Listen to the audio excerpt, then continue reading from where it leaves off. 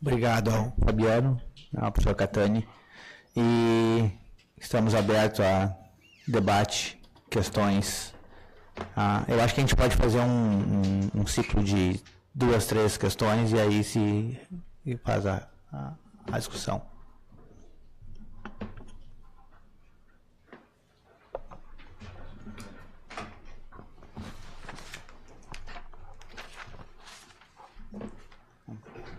Bom, para começar a esquentar o assunto, lá em cima nós temos uma questão.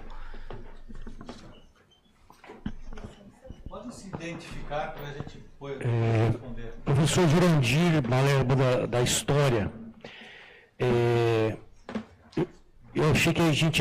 Muito obrigado, gostei muito das duas intervenções, do professor Fabiano, no caráter mais teórico, do professor Catani, e eu sou daquele tipo também que fica amargurado vendo as notícias, né? E você mais amargurado ainda vendo a exposição do professor Catani. Então eu queria saber, ao final me senti mais impotente ainda do que... O que a gente pode fazer? O diagnóstico foi bem feito. Qual que é a solução ou quais vias o senhor aponta como possibilidade de enfrentamento desse caos? Acaba com o Estado, faz uma revolução, dança um tango argentino, toma uma garrafa de vinho, o que a gente faz? Deixa eu pegar o gancho aqui e tentar botar mais um pitaco, né, e ver o que é essa nova legislação que passou agora, né, noite passada, ou retrasada, no Congresso, sobre o abuso de poder, né, e a perda como é que é o nosso... as prerrogativas políticas, né? Como é que isso fica em relação à judicialização?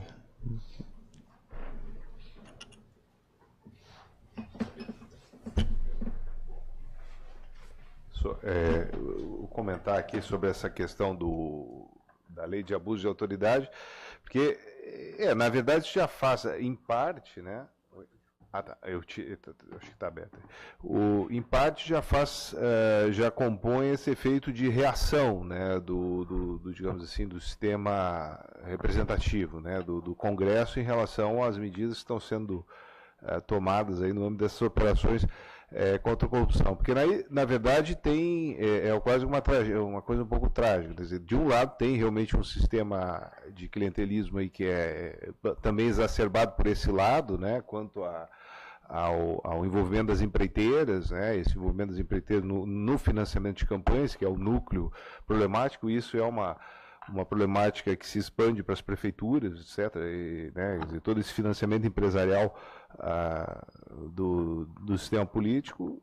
Então, quer dizer, isso legitima, né, em parte, essas operações, mas, do outro lado, tem um atropelamento, né, de prerrogativas, tem uma apropriação disso por setores políticos, né, que deslegitimaram um governo, né, principalmente, isso foi claramente utilizado, os vazamentos seletivos, etc., né, e quando isso começa a envolver o conjunto do Congresso, ou seja, transborda um pouco, né, a ideia de que era pegar uma força política, claro que aí vai ter um efeito de todo um efeito mais unificado, uma resposta mais unificada, como é, nesse caso aí, da lei do abuso de autoridade, que acabou ainda sendo matizado ali, mas tinha, claro, o intuito de frear, né, digamos assim, a escalada da Operação Lava Jato, né? Alguns até comentam assim, bom, que o Lula hoje é o grande fiador do sistema político, porque se pegarem o Lula, vão pegar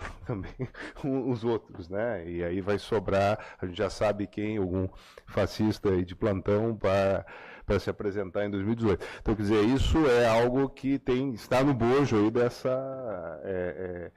dessas medidas, né?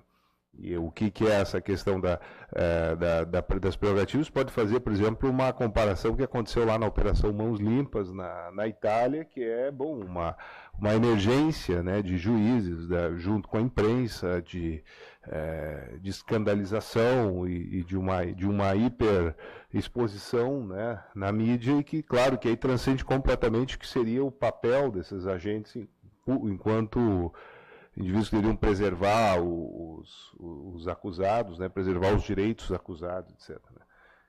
Enfim, eu não sei, seria uma coisa mais específica, acho que é mais para... Estou tentando localizar o meu coisa aqui.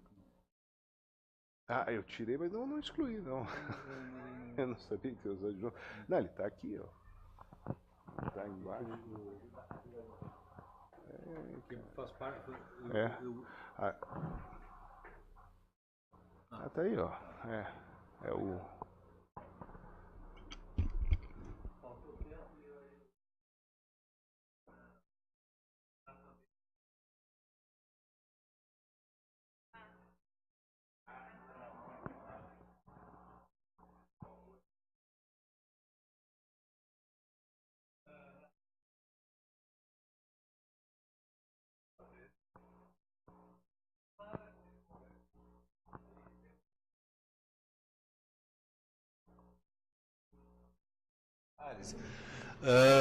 Tem parlamentares que atuam, né, em várias bancadas, né, o BBB, né, Bola, Bíblia e Bala, trabalha na empresarial, nas empreiteiras e na evangélica, na agropecuária. Então, assim, se somarem aí vai dar acho que 1.000 e tantos.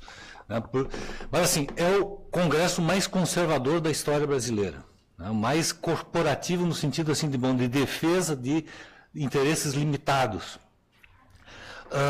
Então, assim, toda essa legislação aqui, protetora da sonegação, ela não apareceu do nada, ela foi sendo gestada ao longo de vários períodos, várias legislaturas, e, por exemplo, o imposto sobre grandes fortunas, né, ele é de 88, ele está previsto na Constituição, e nunca vai passar com esse tipo de Congresso. Então, assim, esqueçam o Congresso, né, os partidos com propostas mais avançadas, né, tem propostas de reforma tributária, jamais conseguirão, né, a não ser que tenham, digamos, maioria na Câmara e no Senado.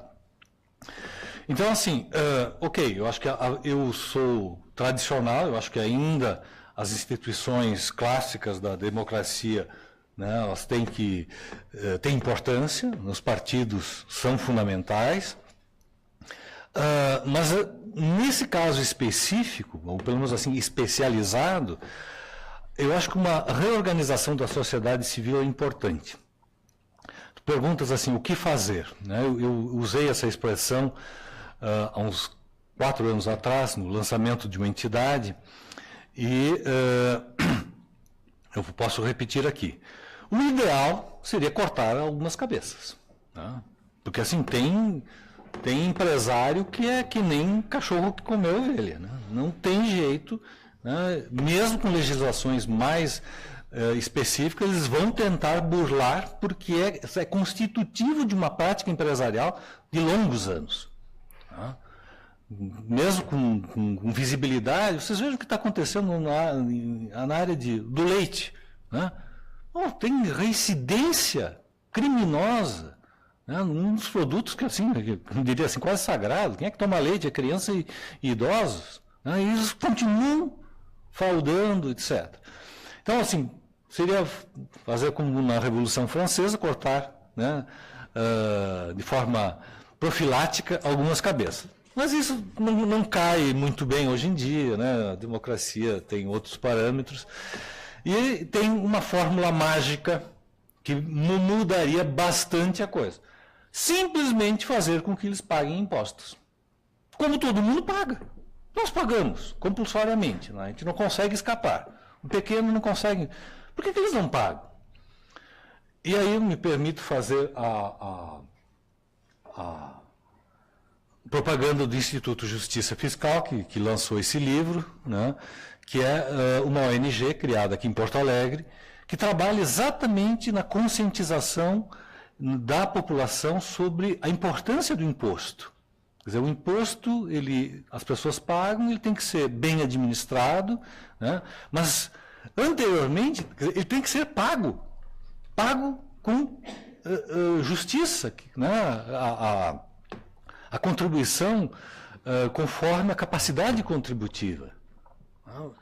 Qual é a razão de multinacionais sonegarem impostos de maneira sistemática? Qual é a razão, e aí vou usar sempre informações públicas para não me incomodar, do fundo de financiamento ao investimento no Rio Grande do Sul, né, da ordem de 426 milhões de reais em diferentes governos, né, inclusive do PT, para um empresário que é financiador do Instituto Millennium, que é o grande liberal que pontifica no Fórum da Liberdade, Fórum da Liberdade, que é assim a referência liberal no Rio Grande do Sul e no Brasil, para criar 10 empregos. Não, dinheiro subsidiado, não temos recursos para a FAPEX, tem que fechar a FEE, né, as fundações, o Jardim Botânico, tá, e esse ilustre liberal recebe 400 e tantos milhões, né, com juros subsidiados. Ele e outros, mais ou menos da mesma clique, né, informação do Correio do Povo de segunda-feira passada. Então, assim, querem ser capitalistas? Que sejam. Né, querem explorar o trabalho? Ok, é da natureza do capital. Agora, que paguem impostos, os outros pagam. E o Instituto de Justiça Fiscal tem trabalhado com isso. Nós temos o site ijf.org.br, essa é uma das publicações. Nós temos alguns estudos técnicos sobre subfaturamento de minérios. A Vale, né, ela subfatura a exportação de minérios e a diferença fica no exterior.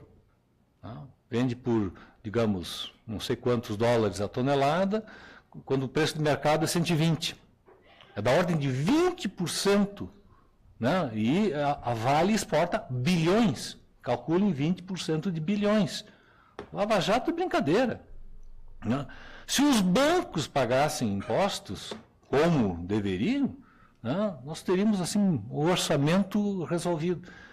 Então, assim, não são empresas que estejam periclitando, que precisam suporte do Estado. Não, não. É simplesmente rapinagem.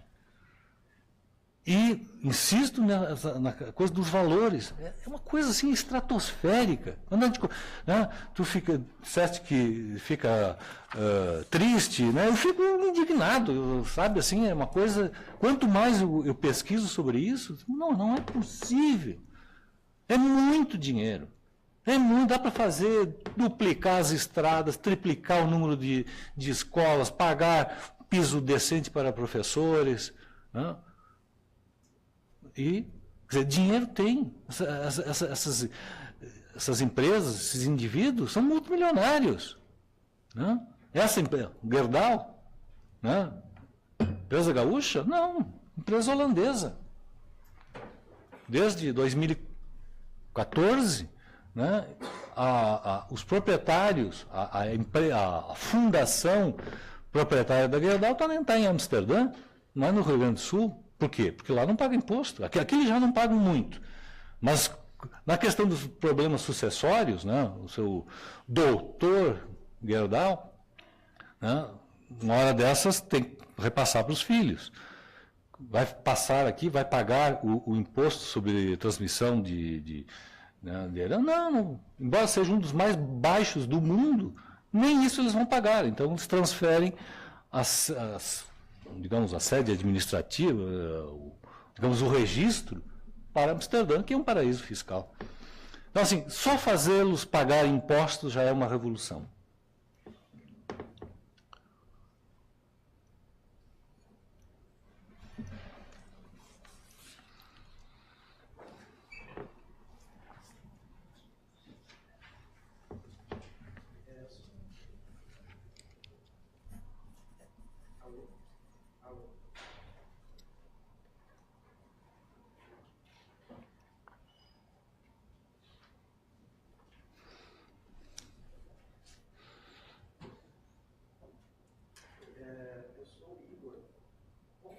Tá.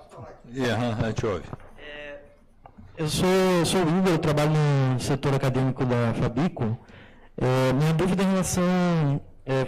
participei de uma palestra recentemente sobre a questão da Lei Candir, que, segundo o que eu entendi, que é um debate pouco também divulgado.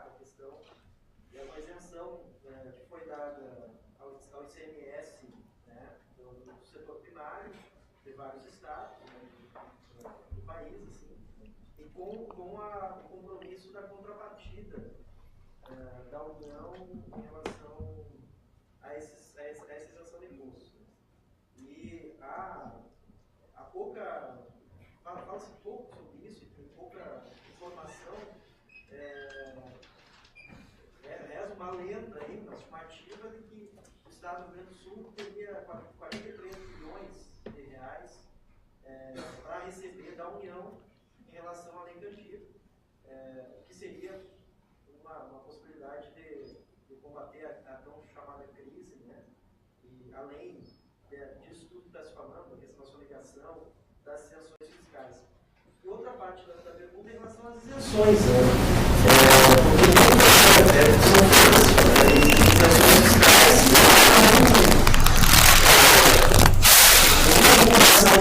essas isenções e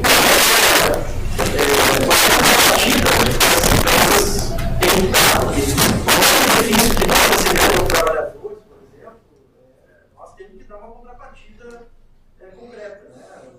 Vamos dizer, o benefício é a aposentadoria.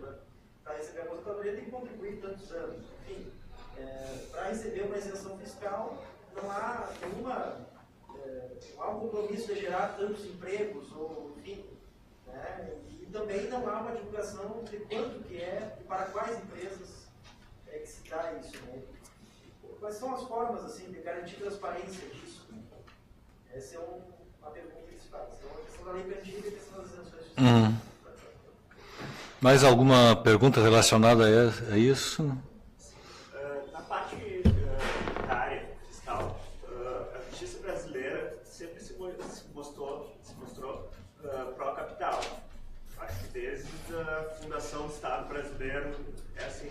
Mas em outras áreas, o judiciário, frente ao conservadorismo da representação política, estava se mostrando mais aberto. Por exemplo, ontem foi aniversário de 5 anos da votação por unanimidade do STF da constitucionalidade das cotas raciais, né? Os senhores acreditam que tem alguma relação essa guinada conservadora no Judiciário e Ministério Público com as lutas de 2013? Ou é só uma coincidência, a partir daí eles terem começado a aparecer mais na mídia e etc? Obrigado. Essa eu deixo para ti.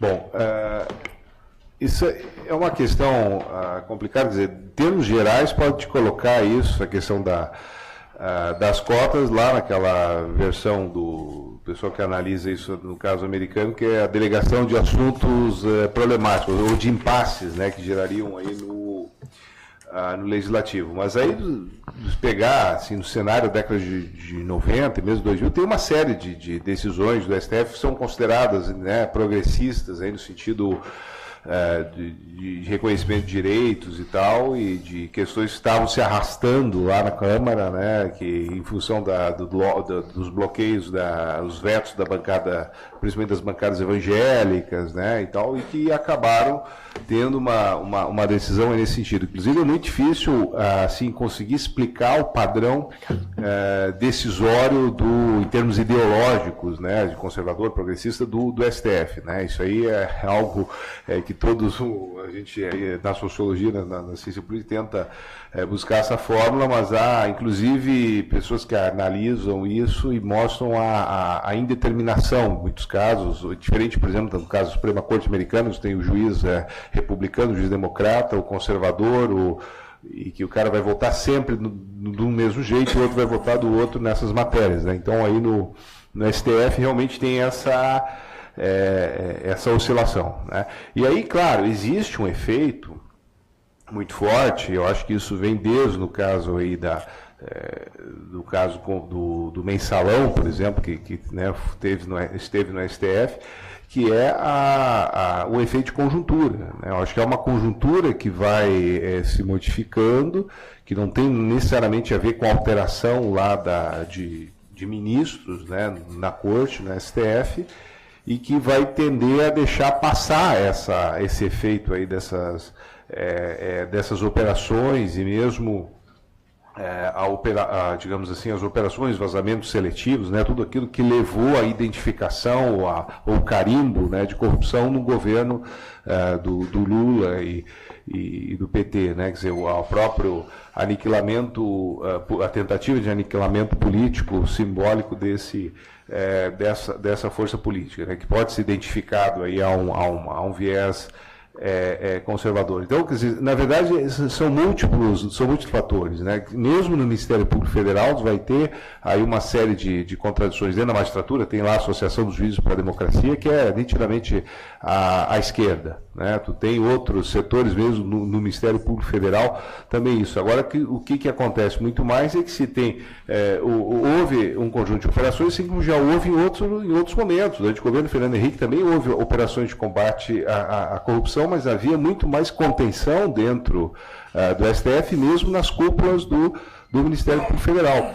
Então, quer dizer, tem um fenômeno aí que é mais geral, digamos assim, mais estrutural, que é uma espécie de autonomização dessas categorias, né? Então, uma proximidade maior entre delegados da Polícia Federal, juízes federal e tal, e isso se conflagra muito lá naquilo que o pessoal às vezes chama, né, a República de Curitiba, né? Quer dizer, essa conformação, um circuito que vem aí, claro, que via a mídia, né, que também vai mudando de posição, muitas vezes, conforme o sabor das conjunturas. Havia um momento lá, quando o Lula foi eleito, que havia, né, a pessoa dizendo, porque a Globo não quer justamente que cobrem as dívidas lá do BNDES, né, quer dizer, que estavam muito mais a favor, né, dessa corrente Lula, e depois ela vai se modificando também ao sabor de jogos conjunturais, e esse circuito se coaduna com essas operações, né? Porque elas são elevadas, esses efeitos de manifestações, de opinião pública e tal, acampamentos, tal, isso é tudo um efeito de promover um grupo de justiceiros, né? Promover, que poderia dizer não, lá no STF, não, tudo bem, tem que fazer isso, mas tem que fazer isso dentro da lei. Poderia estar sendo feito tudo que está sendo feito, tirando os abusos, né, de algumas de conduções e de não preservação de direitos de acusados, mas dentro da lei. Isso quem deveria dizer é o tribunal, tanto os tribunais regionais quanto o STF, né? Então aí sim, aí tem um jogo, mas isso digamos assim, ao sabor de conjunturas. Não dá para estabelecer uma relação necessariamente, pelo menos aí nos conseguiu, entre a alteração lá da composição né, até porque a maioria dos ministros que estão nessa ainda foram indicados na fase Lula-Dilma, mas que lá não corresponderam a uma fidelidade em termos políticos, como seria, por exemplo, no caso americano, em outros casos, ou no caso argentino, no caso venezuelano, na América Latina, aí, funciona mais ou menos assim, não correspondeu a isso, né? Então, isso é um fenômeno ainda, digamos assim, a ser explicado. E não quer dizer que o STF, ainda em outras matérias que está julgando, não volte a ter decisões progressistas, para ver como o negócio a questão é embolada. Agora, em síntese, assim, quer dizer, eu acho que o que falta, e talvez aí sim, tem uma captura de determinadas cúpulas no Ministério Público Federal. Agora está tendo lá uma discussão dentro, muito interessante, que envolve essa questão do Lava Jato, né? E mesmo dentro do STF, onde nós vamos ter alguns expoentes, sim, bastante identificados, como o Gilmar Mendes da vida, todo mundo sabe quem é e de onde veio e por que age como age, né? E aí sim, que se manifesta publicamente, abertamente, contra... né, e outros casos aí dos indivíduos envolvidos nessa força-tarefa. Então é bastante complicado assim, dizer, bom, isso é uma inflexão definitiva ou tem aí um efeito de conjuntura que quando o serviço estiver feito, esse pessoal vai ser relegado de novo a um certo obscurantismo, né, e isso tinha um alvo determinado. Essa é uma questão ainda difícil de definir, né? O senhor acha que é por questão ideológica e consciência, não é por causa de força de poder político? Não, eu acho que são assim, as duas coisas, né? Que tem um insulamento de categorias lá, que são procuradores jovens, são procuradores que estão lá vinculados às suas prerrogativas, tem uma concepção relativamente autoritária, conservadora, e tem também uma captura desses movimentos por aqueles que, resolveram ter um alvo definido, que era a retirada de um governo, colocar o carimbo da corrupção numa força política e tal. Só que isso, claro, agora transborda para outros. A questão é assim, começa a chegar noutros, então já começa a ter lei de abuso, aprovação de lei de abuso de autoridade, já começa a ter o efeito bumerangue, né, entende? Começa a ter um efeito de reação. Então, acho que são as duas coisas. Né? Então, eu não teria nada a acrescentar, além do que o Fabiano colocou. Eu vou me limitar a responder ao Igor. Eu não conheço bem a sistemática da Lei Candir. Basicamente, ela foi negociada na época do Antônio Brito, 98, se não me engano, e era exatamente como tu descreveste. Bom, não recolhe ICMS sobre exportações e teria a compensação do governo federal, que nunca ocorreu. O que é estranho é que, assim, nós tivemos o Olívio, o Germano Rigoto, o Tarso, a Ieda, o Tarso e o Sartori. E ninguém consegue negociar essa coisa. Porque o Estado teria, como é um Estado exportador, como Minas, né, ele teria que receber, quer dizer, não estaria tendo essa dívida de não sei quantos bilhões. Então, assim, isso para mim é um mistério. O que é? É o jogo político, a incapacidade técnica dessas diferentes administrações negociar com o governo federal. Né? Eu me limitaria a falar sobre as isenções. Isso sim é um escândalo. Tá? A lista que saiu no Correio do Povo de segunda-feira, né, é um escracho, né? Porque nenhum dos governos anteriores divulgou. Não? Claro que o governador sabe disso. Eles não repassaram esse dinheiro, essa informação para o Tribunal de Contas do Estado, que tem obrigação de acompanhar isso. É muito dinheiro. Esse repasse a Gerdau foi durante o governo Tarso, para criar 10 empregos. Ok, estratégica, não sei o quê, reforçar a indústria local. Muito estranho. E é muito dinheiro. Não? Isso aí teria que estar absolutamente transparente. É o mesmo caso da GM, né, que esse é um dos temas que me deixa para lá de indignado. A GM recebeu benefícios extraordinários. Né? E qual é a vantagem do Rio Grande do Sul? Talvez tenha. Né? Criou empregos, não sei o quê. Bom, mas ninguém sabe. E também é da ordem de 500, 600 milhões, né? 1 bilhão, 2 bilhões que seja, né? É muito dinheiro. E não se tem transparência. Quer dizer, não há, mesmo com diferentes... Nós temos todo o espectro político nos últimos governadores. Né? E a coisa permanece assim. Quer dizer, não tem um corpo técnico na Secretaria de Fazenda, no CAGE, na FEE, para fazer uma análise. Olha, né, foi dado isenção, esses benefícios, mas isso repercutiu nisso. Até poderia me convencer que foi um bom negócio para o Estado. Não. Quando não tem informação, provavelmente não foi um bom negócio para o Estado. E a gente fica nessa coisa, e aí, né, vende os cavalos, né, fecha a escola, querem vender o Jardim Botânico, todas as fundações, né, Cientec, FEE, que é um patrimônio do conhecimento do Rio Grande do Sul, fechado para poupar nada, né, quando nós estamos vendo aqui que tem milhões, bilhões aí. Então, é realmente preocupante.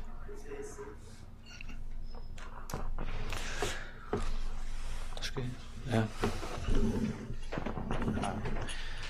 Então, com essa última resposta, acho que encerramos a nossa conferência de hoje. Agradeço a todos a presença.